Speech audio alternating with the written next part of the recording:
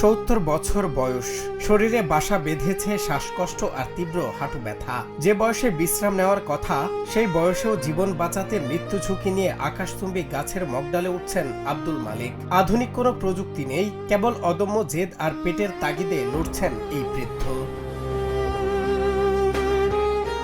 স্ত্রী আর মাদ্রাসায় পড়ুয়া ছোট্ট ছেলের মুখে দুমুঠো অন্ন তুলে দিতেই মালিকের এই সংগ্রাম। শরীরের জোর আগের মতো নেই, ওপরে উঠলে মাথা ঘুরে বুক কেঁপে উঠে। তবুও সংসার চালাতে পরম মমতায় প্রতিদিন জড়িয়ে ধরেন গাছের ডাল। প্রতিটি মুহূর্ত যেন তার কাছে এক যুদ্ধের মতো।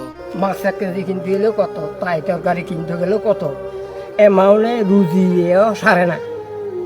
যে রুজি করি কোনো সময় মান করে না, তো কম কোনো সময় বেশি। তো আসি দেখার কথা চলাইলে গাছ জনকা 200। আর্থিক অবস্থা নিজের কাছে কোনো নাই, এটার উপরে নির্ভর করে চলি।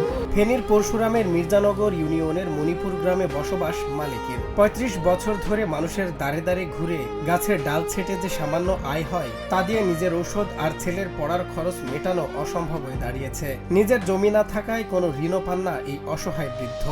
আজ 30 বছর ধরে আর চিনি এই কষ্ট করে নারিকেল গাছ বাই কাজু গাছ বাই মানুষের টাইল ডালা কাটে। স্থানীয়রা জানান, বার্ধক্যে জরাজীর্ণ মালিকের এখন গাছের ওপর ওঠা অত্যন্ত বিপজ্জনক। যে কোনো সময় বড় দুর্ঘটনা ঘটতে পারে। দলের একনিষ্ঠ কর্মী হিসেবে পরিচিত মালিককে কোনো সরকারি বা ব্যক্তিগত সহায়তা দিলে বা একটি ছোট দোকানঘর করে দিলে তিনি এই মরণফাঁদ থেকে মুক্তি পেতে পারেন এবং ভালো থাকতে পারেন, এমনটাই মনে করেন এলাকাবাসী।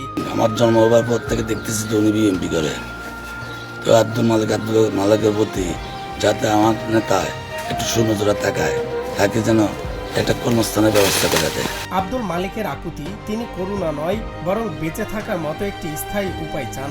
সমাজের বিত্তবান ও দায়িত্বশীলরা কি পারবে এই সংগ্রামী বৃদ্ধের জীবনের শেষ দিনগুলো একটু স্বস্তির ছোঁয়া দিতে? সজল বিশ্বাস, বাংলা টিভি।